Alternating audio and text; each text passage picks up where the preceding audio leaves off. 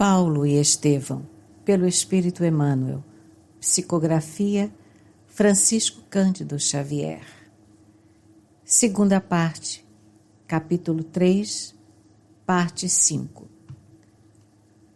E como se estivesse extrema dificuldade em acrescentar um pedido ao favor que aceitava, depois de longa pausa em que se lhe notava o esforço para falar, solicitou comovedoramente.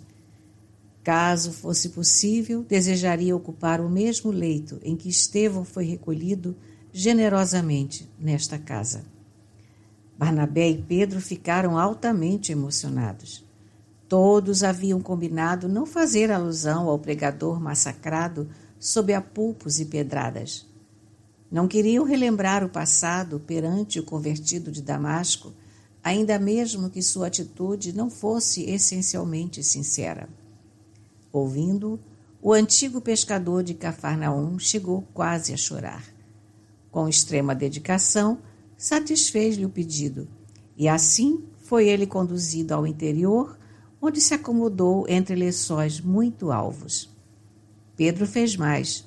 Compreendendo a profunda significação daquele desejo, trouxe ao convertido de Damasco os singelos pergaminhos que o mártir utilizava diariamente no estudo e meditação da lei, dos profetas e do Evangelho. Apesar da febre, Saulo regozijou-se, tomado de profunda comoção nas passagens prediletas dos pergaminhos sagrados, leu o nome de Abigail grafado diversas vezes. Ali estavam frases peculiares, a dialética da noiva amada, datas que coincidiam perfeitamente com as suas revelações íntimas, quando ambos se entretinham a falar do passado no pomar de Zacarias. A palavra Corinto era repetida muitas vezes. Aqueles documentos pareciam ter uma voz. Falavam-lhe ao coração de um grande e santo amor fraternal. Ouvia-a em silêncio e guardou as conclusões avaramente. Não revelaria a ninguém suas íntimas dores. Bastavam aos outros os grandes erros da sua vida pública, os remorsos, as retificações, que, apesar de verificadas em campo aberto, raros amigos conseguiam compreender. Observando-lhe a atitude de constante meditação, Pedro desdobrou-se na tarefa de assistência fraternal. Eram as palavras amigas, os comentários acerca do poder de Jesus, os caldos suculentos, as frutas substanciosas, a palavra de bom ânimo. Por tudo isso, sensibilizava-se o doente sem saber como traduzir sua gratidão imperecível. Entretanto, notou que Tiago, filho de Alfeu, receoso talvez dos seus antecedentes, não se dignava a dirigir-lhe uma palavra. Arvorado em rígido cumpridor da lei de Moisés, dentro da Igreja do Caminho, era percebido de vez em quando pelo moço tarcense, qual sombra impassível a deslizar, balbuciando preces silenciosas entre os enfermos. A princípio, sentiu quanto lhe doía aquele desinteresse, mas logo considerou a necessidade de humilhar-se diante de todos. Nada fizera ainda que pudesse positivar suas novas convicções. Quando dominava no sinédrio, também não perdoava as adesões de última hora. Logo que entrou a convalescer, já plenamente identificado com a afeição de Pedro, pediu-lhe conselhos sobre os planos que tinha em mente, encarecendo a máxima franqueza para que pudesse enfrentar a situação, por mais duras que lhe fossem as circunstâncias. De minha parte, disse o apóstolo ponderadamente, não me parece razoável permaneceres em Jerusalém, por enquanto, neste período de renovação. Para falar com sinceridade, há que considerar teu novo estado da alma como a planta preciosa que começa a germinar. É necessário dar liberdade ao germe divino da fé. Na hipótese da tua permanência aqui, encontrarias diariamente De um lado, os sacerdotes intransigentes em guerra contra o teu coração, e de outro, as pessoas incompreensíveis que falam nas extremas dificuldades do perdão, embora conheçam de sobra as lições do Mestre nesse sentido. Não deves ignorar que a perseguição aos simpatizantes do caminho deixou traços muito profundos na alma popular. Não raro aqui chegam pessoas mutiladas que amaldiçoam o movimento. Isso, para nós, Saulo, está num passado que jamais voltará. Contudo, essas criaturas não o poderão compreender assim, de pronto. Em Jerusalém estarias mal colocado. O germe de tuas novas convicções encontraria 1000 elementos hostis e talvez ficasses à mercê da exasperação. O rapaz ouviu as advertências, ralado de angústia, sem protestar. O apóstolo tinha razão. Em toda a cidade encontraria críticas soezes e destruidoras. Voltarei a Tarso, disse com humildade. É possível que meu velho pai compreenda a situação e ajude meus passos. Sei que Jesus abençoará meus esforços. Se é preciso recomeçar a existência, recomeçá-la-ei no lar de onde provim. Simão contemplou com ternura, admirado daquela transformação espiritual. Diariamente, ambos reatavam as palestras amistosas. O convertido de Damasco, inteligência fulgurante, revelava curiosidade insaciável a respeito da personalidade do Cristo, dos seus mínimos feitos e mais sutis ensinamentos. Outras vezes, solicitava ao ex-pescador todos os informes possíveis sobre Estevão, regozijando-se com as lembranças de Abigail, embora guardasse avaramente os pormenores do seu romance da mocidade. Inteirou-se então dos pesados trabalhos do pregador do Evangelho quando no cativeiro, da sua dedicação a um patrício de nome Sérgio Paulo, da fuga em miserável estado de saúde no porto palestinense, do ingresso na Igreja do Caminho como indigente, das primeiras noções do Evangelho e consequente iluminação em Cristo Jesus. Encantava-se ouvindo as narrativas simples e amorosas de Pedro, que revelava a sua veneração ao mártir, evitando melindrá-lo na sua condição de verdugo repeso. Logo que pôde levantar-se da cama, foi ouvir as pregações naquele mesmo recinto onde insultara o irmão de Abigail pela primeira vez. Os expositores do Evangelho eram mais frequentemente Pedro e Tiago. O primeiro falava com profunda prudência, embora se valesse de maravilhosas expressões simbólicas. O segundo, entretanto, parecia torturado pela influência judaizante. Tiago dava a impressão de reingresso na maioria dos ouvintes nos regulamentos farisaicos. Suas preleções fugiam ao padrão de liberdade e de amor em Jesus Cristo. Revelava-se encarcerado nas concepções estreitas do judaísmo dominante. Longos períodos de seus discursos referiam-se às carnes impuras, às obrigações para com a lei, aos imperativos da circuncisão. A Assembleia também parecia completamente modificada. A igreja assemelhava-se muito mais a uma sinagoga comum. Israelitas, em atitude solene, consultavam pergaminhos e papiros que continham as prescrições de Moisés. Saulo procurou em vão a figura impressionante dos sofredores e aleijados que vira no recinto, quando ali esteve pela primeira vez. Curiosíssimo, notou que Simão Pedro atendia-os numa sala contígua com grande bondade. Aproximou-se mais e pôde observar que, enquanto a pregação reproduzia a cena exata das sinagogas, os aflitos se sucediam ininterruptamente na sala humilde do ex-pescador de Cafarnaum.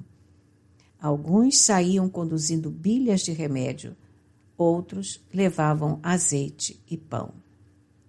Saulo impressionou-se. A igreja do caminho parecia muito mudada. Faltava-lhe alguma coisa. O ambiente geral era de asfixia de todas as ideias do Nazareno. Não mais encontrou ali a grande vibração de fraternidade e de unificação de princípios pela independência espiritual. Depois de aturadas reflexões, tudo atribuía à falta de Estevão. Morto este, extinguira-se o esforço do Evangelho livre, pois fora ele o fermento divino da renovação. Somente agora se capacitava da grandeza da sua elevada tarefa. Quis pedir a palavra, falar como em Damasco, zurzir os erros de interpretação, sacudir a poeira que se adensava sobre o imenso e sagrado idealismo do Cristo. Mas lembrou-se as ponderações de Pedro e calou-se. Não era justo, por enquanto, verberar o procedimento de outrem quando não dera obras de si mesmo, por testemunhar a própria renovação. Se tentasse falar, podia ouvir, talvez, reprimendas justas. Além disso, notava que os conhecidos de outros tempos, frequentadores agora da Igreja do Caminho, sem abandonar de modo algum seus princípios errôneos, olhavam-no de soslaio, sem dissimular desprezo, considerando-o em perturbação mental. No entanto, era com esforço supremo que sopitava o desejo de terçar armas, mesmo ali, para a restauração da verdade pura. Após a primeira reunião, procurou a oportunidade de estar a sós com o ex-pescador de Cafarnaum, a fim de se inteirar das inovações observadas. A tempestade que desabou sobre nós, explicou Pedro generosamente, sem qualquer alusão ao seu procedimento de outrora, levou-me a sérias meditações. Desde a primeira diligência do Sinédrio nesta casa, notei que Tiago sofrera profundas transformações. Entregou-se a uma vida de grande ascetismo e rigoroso cumprimento da lei de Moisés. Pensei muito na mudança das suas atitudes, mas, por outro lado, considerei que ele não é mau. É companheiro zeloso, dedicado e leal. Calei-me para mais tarde concluir que tudo tem uma razão de ser. Quando as perseguições apertaram o cerco, a atitude de Tiago, embora pouco louvável quanto à liberdade do Evangelho, teve seu lado benéfico. Os delegados mais truculentos respeitaram-lhe o devocionismo mosaico e suas amizades sinceras no judaísmo nos permitiram a manutenção do patrimônio do Cristo. Eu e João tivemos horas angustiosas na consideração desses problemas. Estaríamos sendo insinceros? Falsearíamos a verdade? Ansiosamente rogamos a inspiração do Mestre. Com o auxílio de sua divina luz, chegamos a criteriosas conclusões. Seria justo lutar a videira ainda tenra com a figueira brava? Se fôssemos atender ao impulso pessoal de combater os inimigos da independência do Evangelho, esqueceríamos fatalmente a obra coletiva. Não é lícito que o timoneiro, por testemunhar a excelência de conhecimentos náuticos, atire o barco contra os rochedos, com prejuízo de vida para quantos confiaram no seu esforço. Consideramos assim que as dificuldades eram muitas e precisávamos, enquanto mínima fosse, a nossa possibilidade de ação, conservar a árvore do Evangelho ainda tenra para aqueles que viessem depois de nós.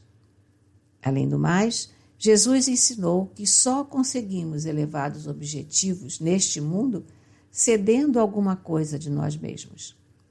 Por intermédio de Tiago, o farisaísmo acede em caminhar conosco. Pois bem, consoante os ensinamentos do Mestre, caminharemos as milhas possíveis. E julgo mesmo que, se Jesus assim nos ensinou, é porque na marcha temos a oportunidade de ensinar alguma coisa e revelar quem somos. Enquanto Saulo contemplava com redobrada admiração pelos judiciosos conceitos emitidos, O apóstolo rematava: isso passa. A obra é de Cristo. Se fosse nossa, falharia, por certo, mas nós não passamos de simples e imperfeitos cooperadores. Saulo guardou a lição e recolheu-se pensativo. Pedro parecia-lhe muito maior agora, no seu foro íntimo. Aquela serenidade, aquele poder de compreensão dos fatos mínimos, davam-lhe ideia da sua profunda iluminação espiritual. De saúde refeita, antes de qualquer deliberação sobre o novo caminho a tomar, o moço tarcense desejou rever Jerusalém, no impulso natural de afeição aos lugares que lhe sugeriam tantas lembranças cariciosas. Visitou o templo, experimentando o contraste das emoções. Não se animou a penetrar no sinédrio, mas procurou ansioso a sinagoga dos cilicianos, onde presumia reencontrar as amizades nobres e afáveis de outros tempos. Entretanto, mesmo ali onde se reuniam os conterrâneos residentes em Jerusalém, foi recebido muito friamente. Ninguém o convidou ao labor da palavra, apenas alguns conhecidos de sua família apertaram-lhe a mão secamente, evitando-lhe a companhia de modo ostensivo. Os mais irônicos, terminados os serviços religiosos, dirigiram-lhe perguntas com sorrisos escarninhos. Sua conversão às portas de Damasco era glosada com ditérios acerados e deprimentes. Não seria algum sortilégio dos feiticeiros do caminho? Diziam uns. Não seria Demétrio que se vestira de Cristo e lhe deslumbrara os olhos doentes e fatigados? Interrogavam outros. Percebeu as ironias de que estava sendo objeto, tratavam-no como demente. Foi aí que, sem sopitar a impulsividade do coração honesto, subiu ousadamente no estrado e falou com orgulho. Irmãos da Cilícia, estáis enganados. Não estou louco. Não buscais arguir-me, porque eu vos conheço e sei medir a hipocrisia farisaica.